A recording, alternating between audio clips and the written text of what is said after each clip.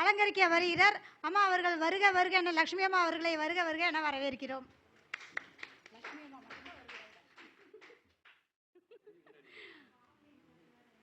குபேர கலச அறக்கட்டளையில் இந்த மாதாந்திர கருத்தரங்கில் எனக்கு பேச வாய்ப்பளித்த குபேர கலச அறக்கட்டளை நிர்வாகிகள் அனைவருக்கும் எனது வாழ்த்துக்களையும் வணக்கங்களையும் நன்றிகளை கூறிக்கொண்டு,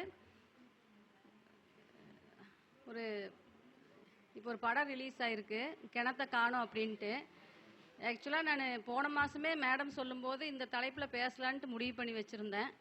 அதாவது ஒரு பக்கம் வாஸ்து பார்க்க போனப்போ பார்த்தீங்கன்னா அவர் 32 போர்வெல் போட்டிருக்காரு அந்த தோட்டத்தில். ஆனால் 32 போர்லேயுமே பார்த்தீங்கன்னா தண்ணியே வரல.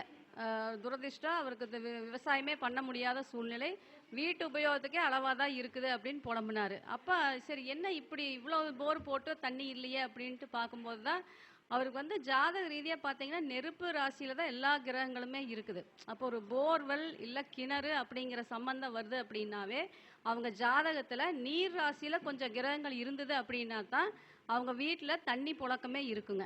ஏன்னா நீரின்றி அமையாத உலகம் அப்படின்னு வள்ளுவர் சொல்லியிருக்காரு. அந்த மழை வர்றதுனால தான் இந்த உலக இயக்கங்கள் ஒழுங்காக போய் கொண்டிருக்கிறது அப்படிங்கிறது வள்ளுவரோட கருத்து.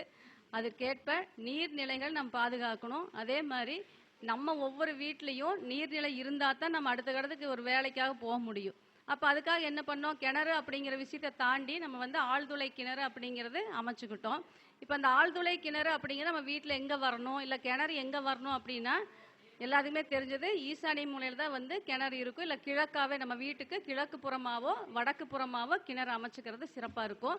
இப்போ கிணறு யாரும் அமைக்கிறது இல்லை. ஏன்னா அந்த காலத்தில் வந்து ஊரே கூடி குளம் குட்டை ஏரி கிணறு அமைச்சாங்க. ஆனால் இப்போ வந்து எல்லாம் ஊர் கூடி தேர் இழுக்கிறோம், இல்லை பொதுவான விஷயத்துக்கு ஒன்று கூடுறோம். அப்போ ஒவ்வொரு வீட்லேயும் நம்ம வந்து கிணறு அமைக்கிறோம் இல்லை போர்வெல் போடுறோம் அப்படின்னா அந்த வீட்டுக்கு கிழக்காவோ வடக்காவோ அமைச்சுக்கிறது சிறப்பு. அதே வந்து வீட்டினுடைய மெயின் டோர் வந்து ஈசானிய மூலைக்கு ஒரு கோடு போட்டோம்னா அதில் கட்டாகக்கூடாதுங்க. அதாவது நிலத்தடி நீர் தொட்டியும் அப்படி கட்டாகக்கூடாது, அதே மாதிரி போர்வெல் தொட்டியும் வந்து அந்த இடத்துல கட்டாகக்கூடாது. அப்போ வீட்டுக்கு கிழக்கி வடக்கையும் சென்டராக இருக்கிற மாதிரி நம்ம அமைச்சுக்கலாம். அடுத்தது, இப்போ நம்ம தோட்டத்துலலாம் வாஸ்து பார்க்குறோம் அப்படின்னா அங்கே வந்து இப்போ பாகப்பிரிவினை ஆனதுக்கப்புறம் ஒருத்தருக்கு அது பாசிட்டிவாகவும் மற்றவங்களுக்கு அது நெகட்டிவாகவும் இருக்கக்கூடிய சூழ்நிலை இருக்குது. அப்போ அந்த கிணத்தை வந்து ஒன்று உபயோகப்படுத்தணும், இல்லை அது உபயோகமே இல்லை பாலடைஞ்சு போச்சு அப்படின்னா நம்ம வந்து அது மறைவாக பண்ணிட்டோன்னா பெருசாக அதுக்கு தோஷம் இல்லை.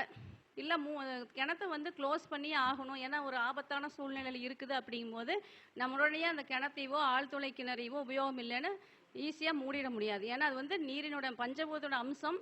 அதை வந்து நம்ம வந்து மதிப்பாக தான் அதை வந்து க்ளோஸ் பண்ணணும். அதுக்கு வந்து ஒரு எளிய பரிகாரம் செஞ்சு தான் வந்து அந்த ஆழ்துளை கிணறாகட்டும் இந்த ரெண்டுமே மூடக்கூடிய விஷயம் இருக்குது.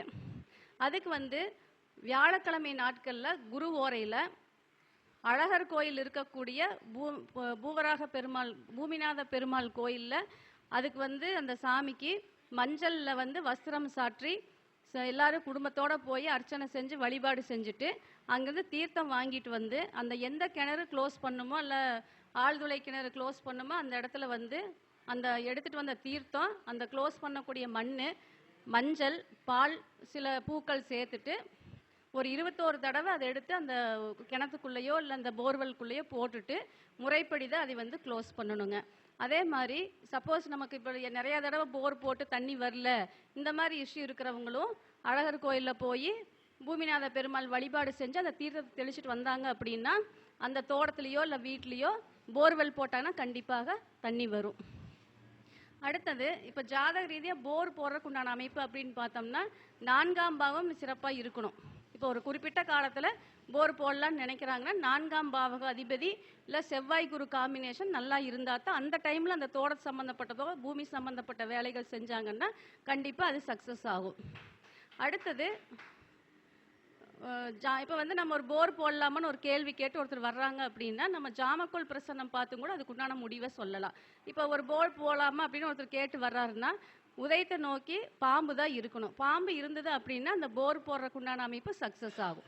அதே போல் தண்ணி வருமா, தண்ணி எந்த மாதிரி அமைப்பில் இருக்கும் அப்படிங்கிறதுக்கு இந்த உதயத்தை நோக்கி சந்திரன், சுக்கிரன், அடுத்து குரு, இந்த 3 கிரகங்கள் ஒரு வலிமையான அமைப்பில் இருந்தது அப்படின்னாலும் போர் போட்டோன்னா நல்ல அளவில் தண்ணி வரும்.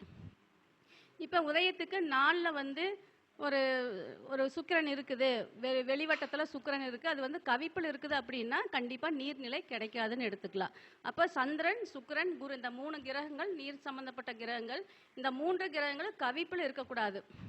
அதே மாதிரி உதயத்திலிருந்து பார்க்கும்போது பாம்பு வந்து கவிப்பில் இருந்தாலும் அந்த போர் போடும்போது பிரச்சனைகள், தடைகள் ஏற்படும்.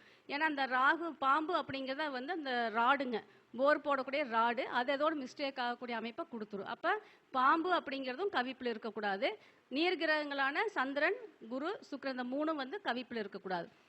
அது போலவே எப்போ போடலாம் அப்படின்னு ஒரு கேள்வி வருதுன்னா, இப்போ நாட்கள்னு பார்த்தோம்னா திங்கட்கிழமை, வெள்ளிக்கிழமை, புதன்கிழமை, வியாழக்கிழமை இந்த நாட்களை நம்ம போர் போடலாம்.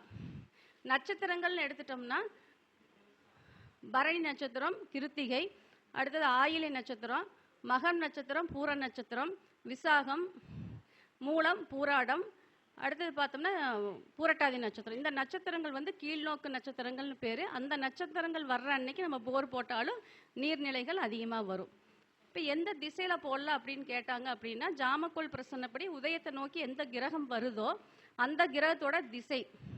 இப்போ உதாரணத்துக்கு சூரியன்னா கிழக்கு திசை, அடுத்து சுக்கிரன்னா வந்து தென்கிழக்கு திசை. அப்போ அந்த அந்த மூலையில் வந்து போர் போடலாம், அந்த நாளில் போடலாம் அப்படிங்கிறத நம்ம அவங்களுக்கு எடுத்து சொல்லலாம். அப்போ வந்து ஜாமக்கோள் பிரசன்னப்படியும் அந்த போர் போடுறதுக்கு கிணறு வெட்டுறக்கு உண்டான அமைப்பை நம்ம அக்யூரேட்டாக சொல்ல முடியும். அது வந்து எந்த அளவில் நீர் கிடைக்கும் அப்படிங்கிறது வந்து இப்போ சந்திரன் வந்தால் கொஞ்சம் மேலோட்டமாகவே நீர் கிடைச்சிரும், சனி வந்து ரொம்ப ஆழமாக போடணும், ராகு வந்துச்சுன்னா இன்னும் ரொம்ப ஆழத்தில் போட்டால் தான் வந்து நீர் கிடைக்கும்னு சொல்லிடலாம். திதிகள் இருக்குதுங்க, எந்தெந்த குறிப்பிட்ட திதிகளில் நம்ம போர் போட்டோம் அப்படின்னா நீர்நிலை கொஞ்சம் அதிகமாகவே இருக்கும். அது பார்த்தீங்கன்னா திருதியை திதி, பஞ்சமி, சப்தமி, ஏகாதசி, திரையோதசி இந்த 5 திதிகளில் நம்ம போர் போடும்போது நீர்வளம் குன்றாமல் அதிகமாக இருக்கும். அதேமாதிரி பௌர்ணமி, அமாவாசை பொதுவான நாட்கள், அந்த நாட்கள்லையும் நீர் சலனம் அதிகமாக இருக்கனால போர் போடும்போது கொஞ்சம் அதிகமான நீரோட்டம் கிடைக்கக்கூடிய அமைப்பு வந்துடும். அடுத்தது, இப்போ சப்போஸ் ஒரு வீட்டில் வந்து கன்சீவாக யாராவது இருக்கிறாங்க அப்படிங்கும்போது போர் போட தவிர்க்கணும். கிணறு இப்போ நம்ம அதிகமாக வெட்டுறதில்ல. போர் போடும் பட்சத்தில் கன்சீவாக இருக்கிறாங்க யாராவது பக்கத்துலையோ, நம்ம கன்சிடர் பண்ண போது நம்ம வீட்டில் யாராவது இருந்தாங்கன்னா கண்டிப்பாக அதை அவாய்ட் பண்ணணும். டெலிவரி ஆனதுக்கப்புறம் நம்ம பண்ணிக்கலாம். அடுத்தது ஓரைகள். இப்போ நம்ம வந்து அந்த போர் போடும்போது சில ஓரைகள், குறிப்பிட்ட ஓரைகள் தான், சந்திரன் ஓரை, குரு ஓரை, சுக்கிர ஓரையில் போர் போட்டோம்னா நீர்நிலை உயர்வாக வரும். அதே மாதிரி சந்திரனோட நட்சத்திரங்களில் போர் போடுறது சிறப்பு. சந்திரன் நட்சத்திரம்னா ரோகிணி, அஸ்தம், திருவோணம் இந்த 3 நட்சத்திர நாட்களில் போர் போட்டாலுமே வந்து நீரோட்டம் அதிகமாக கிடைக்கும். அப்போ வந்து ஜாதக ரீதியாக அவங்களுக்கு ஃபஸ்ட்டு அந்த போர் போட்டால் யோகமாக இருக்குமா, தண்ணி வருமான்னு நம்ம முதல்ல பார்த்துக்கணும். அது வந்து ரெஃபரன்ஸ்க்கு ஜாமக்கோள் பிரசன்னம் பார்த்து நீர்நிலை எந்த அளவுக்கு நமக்கு கிடைக்கும் அப்படிங்கிறது அக்யூரேட்டாக சொல்லிக்கலாம். அதாவது நீர்நிலையை காப்பாற்றுறது நம்மளோட பொறுப்பு. நீரின்றி அமையாத உலகு அப்படின்னு மனசில் நினச்சி, சிலருக்கு இந்த போர்வெல்ல எவ்வளோ போட்டாலும் தண்ணி வரல அப்படிங்கிறவங்க நீர் தானம் நிறையா செஞ்சாங்க அப்படின்னா கண்டிப்பாக அவங்களுக்கு புழங்கறதுக்கு உண்டான தேவையான தண்ணி அளவு கிடைச்சிரும் அப்படிங்கிறத சொல்லி குபேரக்கலசம் அறக்கட்டளைக்கு என்னோட நன்றிகளை தெரிவித்துக் கொண்டு விடைபெறுகிறேன். நன்றி, வாழ்க வளமுடன்.